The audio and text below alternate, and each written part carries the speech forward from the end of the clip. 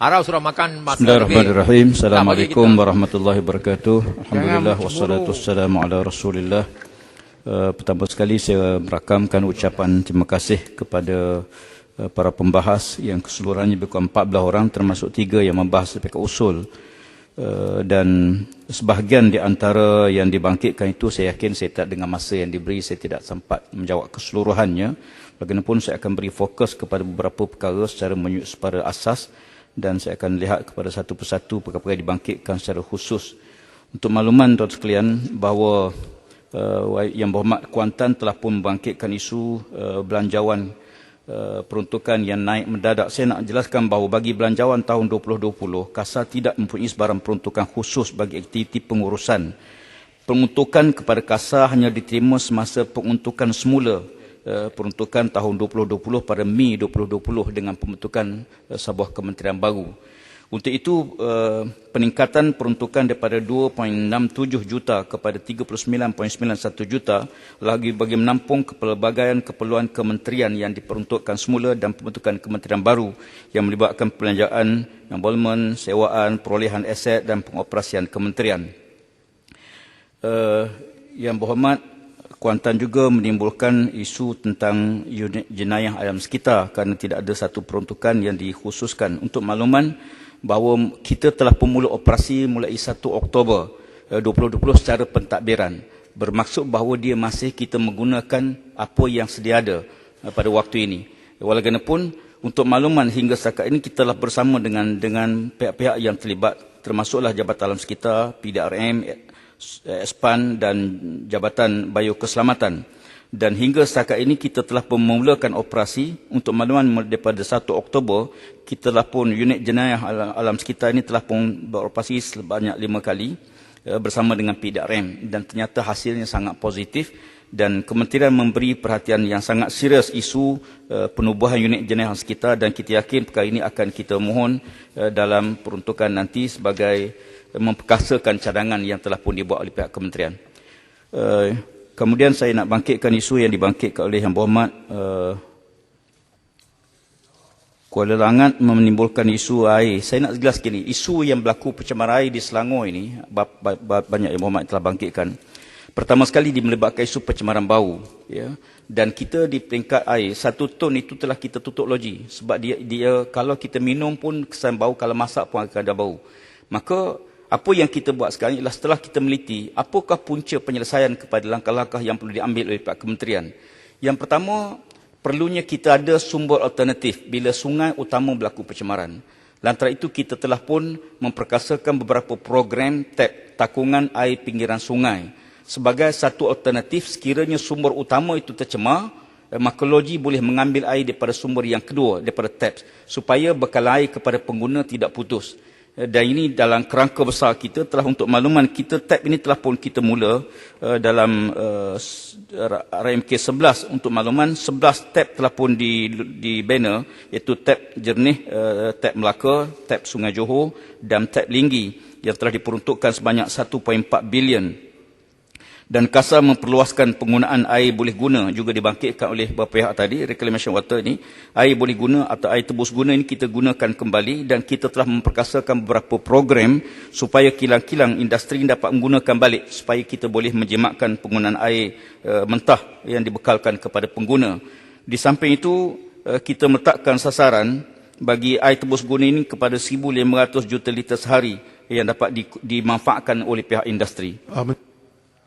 Minta penjelasan. Ya. Tadi saya dengar dengan jawapan yang Menteri berkait dengan cara untuk mengalirkan air supaya tidak ada gangguan air untuk orang ramai. Tapi soalan di sini bukan apa yang berlaku selepas sungai itu dicemarkan. Soalan itu macam mana kita boleh memberhentikan pencemaran sebelum pencemaran itu berlaku. So saya nak minta pandangan Yang Berhormat yang juga dilontarkan oleh yang YB yang lain, iaitu adakah kerajaan ada plan untuk mengatasi pencemaran sebelum ia masuk kepada sungai. Itu yang pokok. Selepas pencemaran itu afterthought. Terima kasih, Kelang. Terima kasih.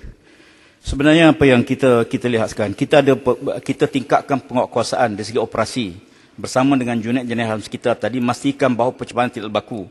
Walaupun penglibatan beberapa pihak termasuk kerajaan negeri, kerajaan tempatan dan sebagainya bagi mengawasi kilang-kilang sepanjang sungai, dan di samping itu kita juga meningkatkan keupayaan dari segi peralatan supaya pencemaran itu tidak berlaku. Walaupun kita tidak boleh menjamin bahawa 100% tidak akan berlaku pencemaran sepanjang sungai kerana keluar sungai tersebut, dan realiti yang sedang berlaku sekarang ini. Apa yang kita buat di Pak Kementerian ialah kalau sekiranya ditakdirkan berlaku juga pencemaran dan pengguna tidak terputus bekalan, apa alternatif? Ya. Di samping kita mencegah supaya jangan berlaku pencemaran. Dan untuk makluman, daripada apa yang berlaku ini, pencemaran hanya berlaku pada Selangor, pada 2 sungai, berbanding dengan beribu lagi kita punya roji lawatan air di seluruh negara. Dengan kata lain bahawa insiden begini kita cuba atasi di peringkat awal supaya tidak berlaku pencegahan. Sebab tu kita memantau semua kilang-kilang yang mengeluarkan bahan-bahan terjadual dan pelupusan bahan tersebut dapat disempurnakan, di samping kita meningkatkan beberapa tindakan-tindakan pengawalan kepada sumber-sumber tersebut. Jadi selain daripada itu, kita telah menyebut, saya sebut kata ialah soal kita apa alternatif ya, mesti kita laksanakan supaya yang penting bekalan pada pengguna tidak terputus sewaktu mana sungai kita tercemar.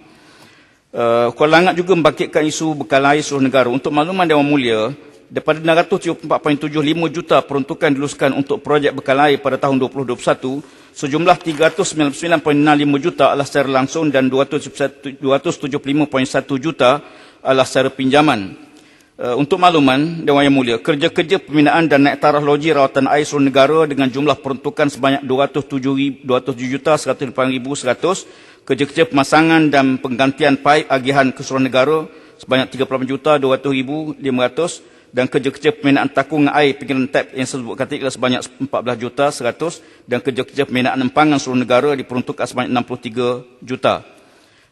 Projek penyaluran air mentah juga dibangkitkan tadi ialah, untuk makluman, isu yang dibangkitkan ialah penyaluran air mentah daripada Pulau Pinang.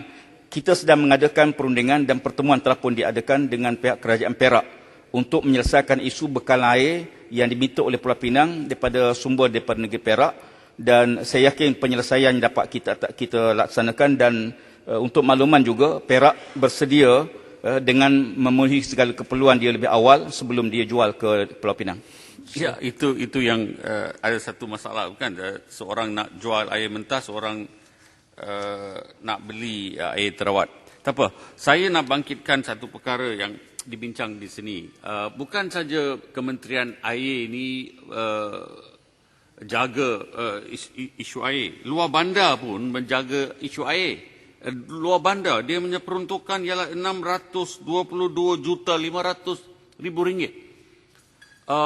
Kalau kita tidak ada kawalan di Kementerian Air, kalau ada masalah, ini akan dibangkit, dan yang jawab itu ialah Kementerian Air juga. Sebab saya dapat sedikit pengalaman dengan isu macam ini. Beaufort ada sini, Beaufort. Beaufort ada. Kalau menteri tanya Beaufort, dia akan ceritalah isu air di Beaufort ini. Dan juga saya tengok projek sistem air, bekalan air untuk Felda, bukan di dalam peruntukan Kementerian Air, tetapi di dalam Kementerian Perdana Menteri, itu pun 51 juta ringgit. Saya minta Menteri bincang di dalam Kabinet, kalau ada isu air ini, bawa kepada satu menteri, cukup. Lain menteri tak payah handle lah. Sebab you punya planning itu lepas tu lebih senang untuk pegawai-pegawai kita di dalam Kementerian Air untuk ambil tindakan dan juga macam mana cepatnya kita boleh selesai. Okey, terima kasih. Untuk makluman, sebenarnya saya pun telah bangkitkan isu ini kerana banyak agensi yang melibatkan pengurusan air luar bandar, bawah kementerian lain dan sebagainya, dan saya setuju bahawa penyelarasan di peringkat ini perlu dilaksanakan supaya isu-isu bekal air, termasuk juga untuk makluman, termasuk juga di bawah Kementerian Kesihatan juga menyediakan bekal air di luar bandar. Dan ini saya yakin dengan perbincangan kita akan atasi perkara-perkara tersebut supaya ada penyelarasan sebagaimana dibangkitkan oleh Kuala Langat. Kuala Langat juga menimbulkan pencemaran plastik. Kita mempunyai hala tuju yang jelas bagi menangani masalah pencemaran plastik sekali guna. Roadmap ke arah sifar plastik sekali guna 2018-2030 kita masih kuat kuasakan. Dan Majlis Mesyuarat Kerajaan dan Kerajaan Tempatan pada mesyuarat pada bulan November telah pun sebulat suara bersetuju semua kerajaan negeri menjelang 2022 mengambil tindakan bagi mengurangkan plastik sekali guna, terutama bagi plastik yang digunakan, dibekalkan di kilang industri. Dan saya akui bahawa punca pencemaran plastik ini sangat serius, ya, terutama di kawasan-kawasan bila berlaku banjir kilat, dan di antara puncanya ialah plastik-plastik yang tidak diurus dengan baik. Dan kita masih konsisten dengan polisi yang dibuat oleh pihak kerajaan sebelum ini, dan bagi saya mana-mana polisi baik kita akan teruskan dan kita akan perkukuhkan. Kewangan juga menimbulkan beberapa isu peruntukan di bekalan air yang tidak mencukupi. Untuk makluman, peruntukan sebenar bertambah daripada 638 juta pada 2020 kepada 674.75 juta pada tahun 2021. Soal yang kedua ialah harkat air bersih dimasukkan di bawah Akta Keselamatan Negara. Perkara ini juga dalam perundingan supaya isu diletakkan di bawah Akta Keselamatan.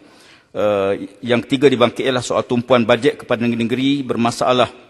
Untuk makluman, bajet bekalan air memang mempunyai menumpukan kepada negeri-negeri yang bermasalah seperti naik taraf logi sebanyak 207 juta, penggantian paip sebanyak 38 juta, taps 14 juta dan empangan 63 juta dan NRW negara 268.9 juta. Manakala cadangan untuk convert ataupun saham dimasukkan dalam operator air, perkara ini perlukan rundingan lebih panjang dengan pihak kerajaan negeri atau operator air negeri. Dan apa dibangkitkan soal tarif air yang perlu dinaikkan. Untuk makluman, pihak kementerian kita pun mengambil berat isu ini, tetapi sebagaimana yang dibangkitkan oleh Yang Berhormat, zaman Yang Berhormat pun tak sesuai. Sekarang dengan keadaan rakyat yang susah, bebanan ekonomi yang serius, kita perlu mengambil masa sedikit supaya bebanan itu tidak letak kepada rakyat pada waktu ini. Bakri menimbulkan tentang pembelajaran EQMP. Rundingan masih diteruskan dalam perjanjian EQMP yang melibatkan UKAS, JAS, KASA dan Jabatan Penguam Negara. Peruntukan 2021 bagi EQMP adalah sebanyak 60 juta dan tiada peruntukan tambahan. Tentang hakisan pantai dibangkitkan, Bakri menimbulkan banyak persoalan. Sebahagian tu saya akan jawab. Sebenarnya ada kekangan masa, saya akan beri secara bertulis. Dato' Pengerusi, boleh minta sedikit minta Menteri untuk bagi secara bertulis boleh tentang di butiran 07200 Jabatan Alam Sekitar. Sebab biasanya dalam butiran ini adalah untuk EQMP. Tapi sekarang pecahan, kalau boleh secara bertulis bagi kita, apakah pecahan di dalam butiran 07200 ya? Baik, terima kasih. Okey, kalau untuk saya jawab secara ringkas, penyaluran pembiayaan EQMP ini seperti berikut. Di bawah rancangan Malaysia ke-11, kerajaan persekutuan telah memperuntukkan sebanyak 109.9 juta bagi pelaksanaan projek bermula Julai 2017. Di bawah rancangan Malaysia ke-12, tak payah panjang. Boleh saya akan jawab bertulis.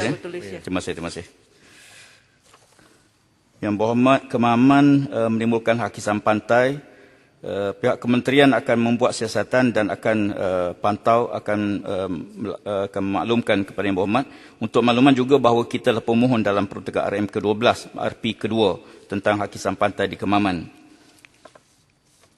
Yang Berhormat Kinabatangan membangkitkan isu banjir. Saya ringkaskan peruntukan sebanyak untuk menangani isu banjir, bajet 2021 telah diperuntukkan sebanyak 569.3 juta bagi pelaksanaan rancangan tempatan banjir. Pelaksanaan rancangan tempatan banjir ini melibatkan 3 projek meliputi seluruh negara. Kalau saya boleh ringkaskan bahawa negeri-negeri yang mendapat peruntukan bagi RTB ialah Sabah 17 projek sebanyak 109 juta, Kedah 9 projek 53.7, Pahang 5 projek 49 juta, dan Kelantan 4 projek 49 juta, dan negeri-negeri lain saya akan listkan secara bertulis. Perak. Negeri Perak ada 8 projek sebanyak 20 juta 110 ribu diperuntukkan. Saya harap di Ipoh dah. Ya, dah ada dalam peruntukan. Yang Berhormat Kinabatangan, untuk makluman bagi mengatasi masalah banjir di Sabah, Kementerian akan mempertimbangkan pelaksanaan kajian pelan induk saliran mesra alam sebagai rujukan perancangan infrastruktur di kawasan tersebut. Penglibatan pihak berkuasa tempatan juga adalah amat penting. Dan saya suka menambahkan sikit bahawa isu-isu banjir ni dia melibatkan pelbagai agensi dan pelbagai pihak. Selain pada PBT, Kerajaan Negeri dan sebagainya, pihak kementerian melalui JPS juga mengambil perhatian yang serius. Dalam rancangan Malaysia ke-11, kerajaan meluluskan peruntukan sebanyak 746 juta bagi pelaksanaan projek-projek rancangan tempatan banjir di negeri Sabah yang dilaksanakan oleh JPS sebagai agensi pelaksana. Sebanyak 8 projek dalam peringkat pelaksanaan ditapak, manakala 7 projek di peringkat awalan bagi merangkumi kawasan Kota Kinabalu, Penampang, Putatan, Sepanggar dan kawasan-kawasan yang dibangkitkan oleh Yang Berhormat. Menteri, Masa sudah tak ada, tapi ada beberapa soalan lagi yang saya tak sempat. Walaupun saya ucap terima kasih pada semua yang membangkitkan isu ini. Sependek je. Saya akan jawab secara betul lah, ya, sebab sebahagiannya Sependek je. si Parenggam ni sebenarnya isu dia dah dibangkitkan dan saya pun dah jawab secara betul, secara lisan dalam sesi yang lepas. Isu pencemaran yang berlaku itu ialah telah di bawah KPKT dan perkara itu dah selesaikan. Isu yang melibatkan veterina yang sebagai dibangkitkan ialah melibatkan agensi lain, bukan di bawah Kementerian Kasar. Jadi Yang oleh kerana itu, pelupusan bahan kimia, bahan elektronik. pelupusan Oleh kilang-kilang recycle bahan kimia. Ya. Yang ini memang kita kementerian kita telah melantik beberapa agensi bagi recycle balik bahan-bahan tersebut. Walaupun mereka mesti mematuhi peraturan-peraturan yang ada. Saya ambil perhatian pada yang dibangkitkan oleh Yang Berhormat untuk kita lihat secara lebih dekat apa yang dibangkitkan itu, insya-Allah. Dan kita menjemput datang ke Terima Semparenggam. kasih, insya-Allah. Mohon Menteri juga untuk soalan daripada kita diberi Banyak-banyak soalan dibangkitkan dan jawapan bertulis. saya akan jawab tulis, insya-Allah. Semua yang dibangkitkan saya akan jawab, termasuk daripada Parit Bunta. Tolong letak Saya bagi komitmen. depan boleh dapat. Sebenarnya saya jawapan dah ready, ya, tapi oleh kerana masa yang tidak mengizinkan. Saya ucap terima kasih pada yang dibangkitkan panjang lebar oleh pembahas, dan saya harap peruntukan ini dapat kita luluskan secara sebulat suara. Terima kasih. Assalamualaikum warahmatullahi wabarakatuh dan selamat petang.